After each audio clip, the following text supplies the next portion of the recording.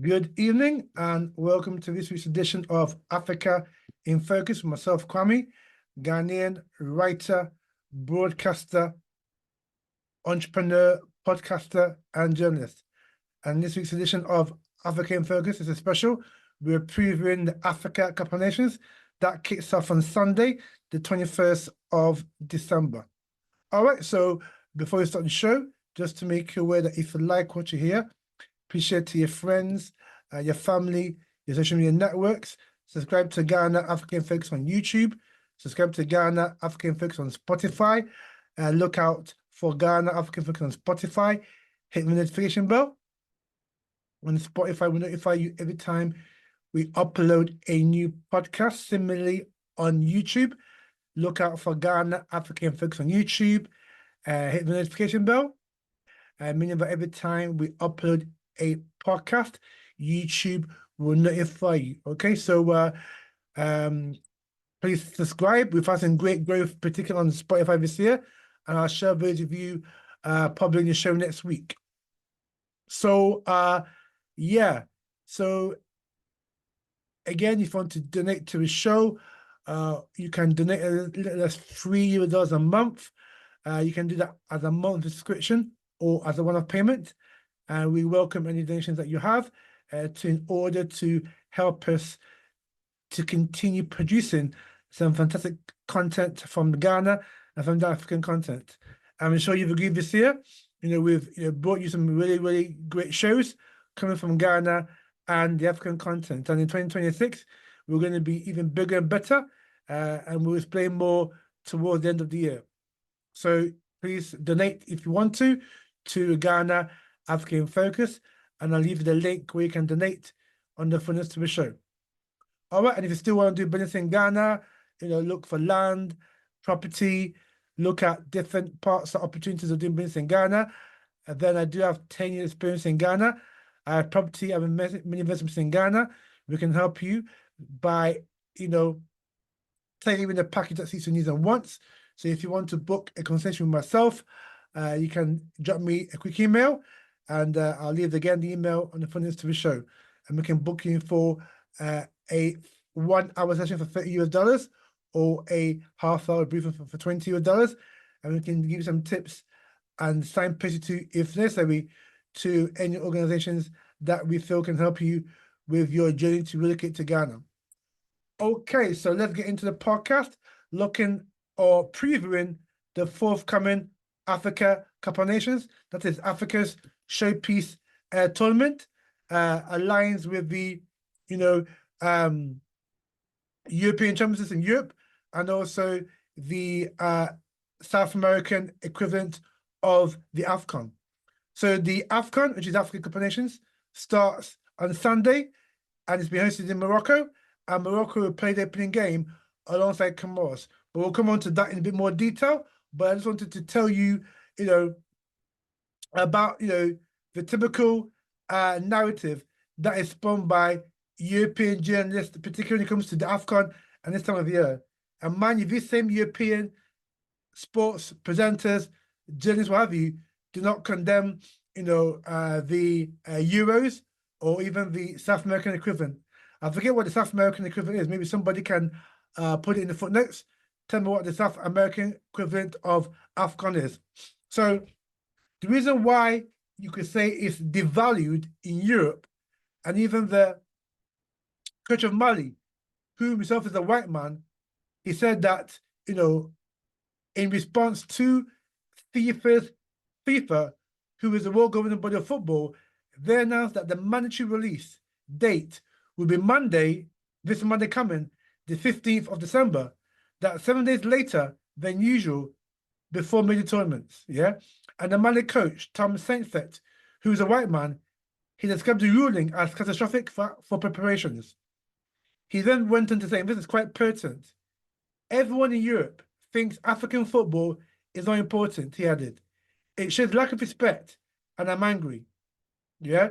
So some clubs in Europe may attempt to come to ad hoc arrangements with federations in order to keep their players for longer. And you don't see this when it comes to Euros or the South American equivalent. So, for example, Manchester United play Bournemouth in the Premier League on the 15th of December and may aim to hold on to their African-bound contingent of forward Brian Mbeumo, who plays for Cameroon, winger Amad Diallo, plays for Ivory Coast, and defender Nusia Mazrou, or Mazouai, Morocco, for another 24 hours. So this is part of the disrespect that the clubs, the European clubs, and journalists have of the African populations. And let's get deeper into this, why this disrespect here, because, you know, many European journalists and managers think that why should AFCON take place between December and January, which is right bang in the middle of the season in Europe. For example, in the Premier League, Spain's La Liga, or Italian Serie A, when clubs lose their star players for up to 6 weeks, yeah? Also, another reason why European managers and coaches and what have you are against AFCON is that managers complain about losing key players during title races, framing AFCON as a problem rather than a celebration of African football. Again, a Eurocentric idea is that, and this is often portrayed in the European media and journalists and what have you, that European media often portray AFCON as less prestigious as compared to the Euro or the South American equivalent, despite AFCON is actually older or has been in existence longer than the Euros. So AFCON started in 1957 and the first Euros was in 1960. Yeah? And this plays also into a colonial kind of mindset with a lot of European journalists and a lot of European managers. So their kind of dismissal of AFCON reflects a deeper bias here that many of us of Africans are not aware about. And this bias is that African institutions are undervalued compared to European ones. That's why I made the connection between Euros, which is given this prestigious coverage, and many Africans actually buy into that. Yeah, they thought the Euros is more better than their own AFCON tournament. Yeah, and that's the narrative that's been played out by the European media when it comes to African football. Okay, and now check this also, right? The narrative, yeah? So in European media, again, the narrative framing is that it focuses on what European losers, i.e. the talent of these people that play for Africans that play for European clubs, rather than what Africa gains, which is a tournament that signifies continental pride and cultural significance.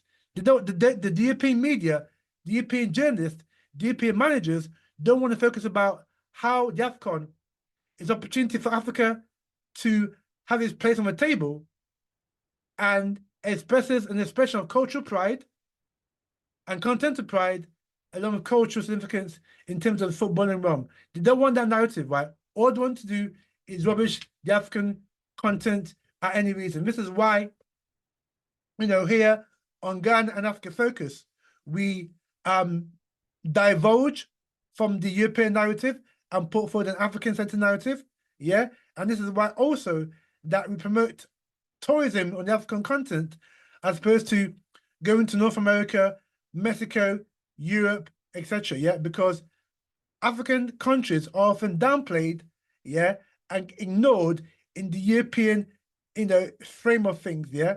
And that's why on African Focus, particularly, we have to promote African tourism, yeah? And so this is all part of the narrative framing that Africa is weak and useless and that Europe is the so-called first world, yeah?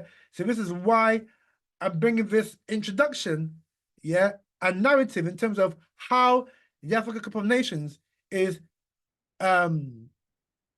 perceived by European coaches, European managers, and European sports journalists and sports commentators, yeah? And so let's get on now to the main event itself, the Africa Cup of Nations. Like I said, that's going to be taking place in Morocco between the 21st of December and through to the January the 18th, where the final will be in Rabat. So let's give you an overview of the tournament before we go deep into, the group stages and who we think are the big guns and who will get out of the group stages, and eventually our pick as to who will win the Africa Cup of Nations 2025. So the host country is Morocco. They are staging it when it was originally meant for Guinea-Conakry, but they were stripped of hosting the tournament in 2023. And like I said before, the tournament is going to be played between December 21st and the final on January 18th, 2026. Now, the matches were played in 6 venues across Morocco, and those are Rabat, Casablanca, Tangier, Marrakesh, Agadir, and Fez, using 9 stadiums. Yeah. Now, on the stadia, there's been heavy investment by the Moroccan government in building new stadia, as well as rehabilitating or renovating stadia that are there already. So Morocco has invested heavily in upgrading facilities as a dress rehearsal for hosting the FIFA 2030 World Cup. Yeah. So apparently, millions of dollars has been spent by Morocco on modernizing a lot of the stadia across Morocco, including Rabat's Prince Moulay Abdallah Stadium, where the final will be held on January the 18th. Now, we talk about the tournament format and group. So there's 24 teams split into 6 groups of 4. Yeah. And we'll come on to the groups in a minute. Talk about the group stages in a minute. So the knockout is as follows. So the top 2 teams from each of the 6 groups will qualify for the knockout stages, last 16, and then the 4 best third place teams will also advance to the round of 16. Yep. So let's look at now some of the favorite, before we get to group stages, let's look at some of the contenders for the title of AFCON 25. So for me, and many other African sports journalists, African communities, etc., the hot favorites for this AFCON is Morocco. Why? Quite simple, really. So they're the highest ranked African team, even though they say that, even though they say the Arab, but Morocco is an African country, but that's for another time. But they're the highest ranked African team in the FIFA World Rankings, ranked at 11. And also, they were semi-finalists at the 2022 World Cup. Yeah. So, and also Morocco playing in their own backyard. So this makes Morocco hot favorites. And I'll be very surprised if they don't at least make the final. Very minimum, with all the investment and with what they've done, particularly in the last World Cup, I would be very surprised if Morocco do not at least make the final. Very minimum. I'm sure that's what their fans will be expecting, for Morocco to at least minimum make the final. Anything other than making the final would be a massive disappointment to Morocco as a nation, and also the football fraternity in Morocco. So Morocco, hot favourites, and minimum that is expected from them is to make the final. Now, other contenders include Senegal, spearheaded by, key players like Sadio Mané, Edouard Kadiboulé, and also their keeper, Edouard Mendy. All those 3 used to play in Europe, but now all those 3 play in the Saudi Premier League. Yeah, so Senegal were champions in 2022 when they beat Egypt in the final. And as I mentioned, Sadio Mané will be spearheading that team. Again, one of the hot favourites are Egypt with Mohamed Salah. Obviously, as we know, Mohamed Salah has had some issues with his club Liverpool in recent weeks and months. And he's expected to leave Liverpool probably now to make his way to AFCON to be with his Egyptian teammates. And Egypt dominated, AFCON in the early 2000s. They won 2004. They won 3 in a row, 2004, 6 and 8. No, not 4. I think they won 4 in a row. Yeah, Morocco won 2004. Egypt won 2006. They won 2008 because I was in Ghana when they won it, and they won it again in 2010 when it was held in Angola. So Egypt, but they have not won it since 2010. So it's a long 15 years since Egypt won it, and so Mohamed Salah and the boys will be able to win the AFCON this year, 2025, straight 2026. Nigeria also will be a challenge, even though Nigeria has not qualified for the World Cup. They want to make amends by doing well at the AFCON. So what I mean by doing well, I think most Nigerians would expect Nigeria to at least make the semi-final, if not the final. And Nigeria has great depth, particularly in attack, with the talisman Victor Osimhen, and also emerging talents like the defender, forgot his name, who scored the actual goal that made Nigeria champions in 2020. No, sorry, the runners-up in 2024 against La Côte d'Ivoire. So Nigeria has a lot of talent there that could, go far in this tournament. And the last contender for me are the defending champions, La Côte d'Ivoire or Ivory Coast, who were the champions in 2024, which was the last edition of the AFCON. And as you know, they won it famously after sacking their European manager just days before the tournament in La Côte d'Ivoire, and they hired their own African coach who actually won them the tournament. Yep. So it shows you that for an African team to win AFCON, they do not need necessarily a European coach, but invest in one of their own people, and results can happen. So for me, those are the teams who are likely to go far in this tournament, but anything can happen. So, as I mentioned, the favorites are going to be the host Morocco, former champion Senegal, and Egypt, and also Nigeria are tipped also. So these 4 countries are among the favorites to be crowned African champions come 18th of January 2026.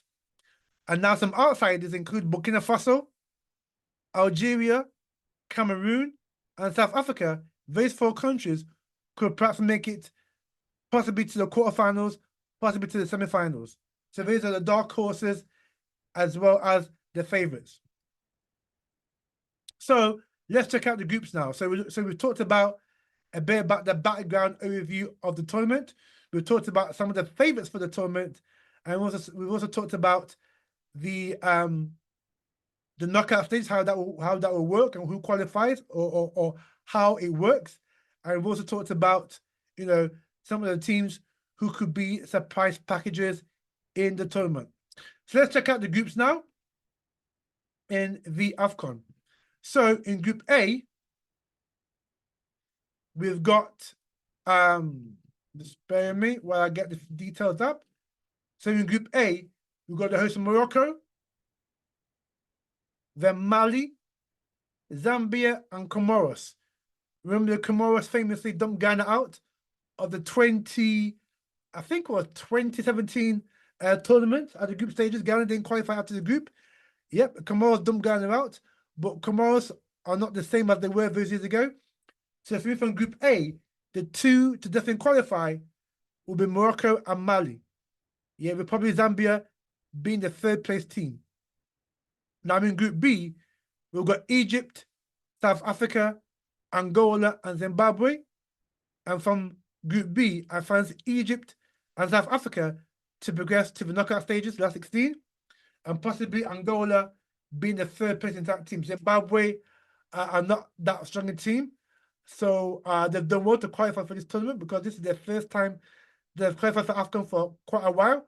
So that in itself is an achievement for Zimbabwe to qualify for the AFCON, but I don't see Zimbabwe getting to the knockout stages.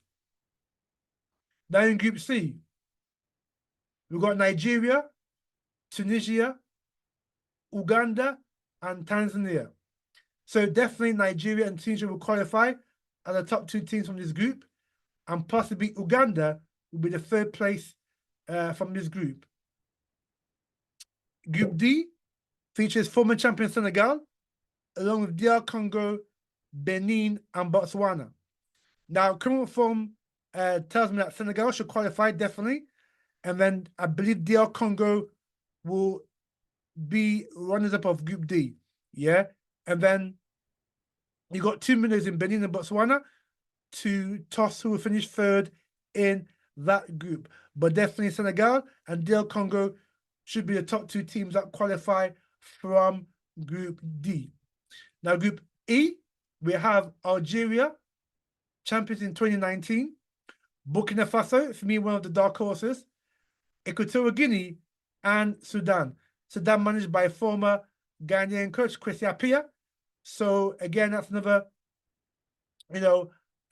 another achievement for Sudan making the AFCON, because again, Sudan in recent years haven't done too well in the AFCON. So qualifying for tournament alone is a huge achievement for Sudan. But for me, out of Group E, I'm definitely going to go for Algeria, because, and it's quite strange that when the tournament is held in North Africa, North African teams do well, which is why I'm picking all the North African teams to qualify from their respective groups. So in Group E, I'm taking Algeria and Burkina Faso to be the top 2 teams from that group. And then I believe Equatorial Guinea will be the 3rd place in that group. And then Group F, the last group of the 6, is Ivory Coast, Cameroon, Gabon, and Mozambique. Again, Ivory Coast are the defending champions. Cameroon, past champions. They won it 2017, I believe. 17, they won it? Yeah, 17. Yeah, they won it 2017. So it's been a while, but Andre Anana of Manchester, formerly of Manchester United, is on loan to, I think, Fenerbahce, is not in the squad, which is a bit surprised. And they have some good players. So I would think Cameroon and definitely Côte d'Ivoire, Ivory Coast, should qualify from Group F. I know Gabon have, the likes of Pierre-Emerick Aubameyang, who used to play for Arsenal. He's still a top striker, but, the rest of the team, even though they're qualified for the AFCON, the rest of the team isn't in the same mode as Pierre-Emerick Aubameyang. So I'm definitely going to go for Ivory Coast and Cameroon from Group F to qualify for the last 16. And so finally for the AFCON, if you want to know my favorites, or my prediction, I have to go with the form guide, based on what we've seen on the continent of the last 12 months, and also particularly in the World Cup from 2023, where Morocco became the first African team to make the semi-final of the World Cup, and Morocco, acquitted themselves pretty well in that tournament. So for me, I'm going for Morocco to win the whole tournament, primarily because it's in their backyard, and also based on what they did in the World Cup, and they've got top players like Hakimi of PSG, who won the I think he won the Champions League with PSG, and was also voted recently the African Player of the Year by the Confederation of African Football. So a lot is being expected of Morocco based on their recent performances, and also that they now have some very good players who are playing in some of the top leagues in Europe. And so my tip for this is AFCON 2025-2026 is going to be Morocco. All right, so hope you've enjoyed this edition of African Focus, previewing the forthcoming Africa Cup of Nations, AFCON. That kicks off on Sunday, this Sunday. No, is it this Sunday? No, it's a week on Sunday, the 21st of November. I beg your pardon, 21st of December. And you can catch a lot of the games on satellite. If you're in Africa, you can get it on DSTV. I'm sure it'll be streamed in countries like Ghana, Nigeria, will stream also on their local stations. And if you're in Europe, you can get the African continent. I'm sure French TV will show it, and also BBC also will show it on BBC Two, I think, or BBC Four, and BBC Online will also stream some of the games. So it promises to be a showcase of African football, African talent, despite the objections by Europe. But that's for another day. So we hope that it's going to be a fantastic tournament. It's got a lot to live up to, because the last tournament in La Côte d'Ivoire last year was a very, very fantastic tournament with great stadia and also great performances as well. So Morocco has got a lot to live up to in terms of providing a spectacle that will be, cherished and consumed by not just African football supporters, but the global football community. All right, so from myself, Kwame, and from all the crew here on Africa in Focus, is thank you for listening to this special edition of Africa in Focus, and we'll see you next time for some more Africa in Focus.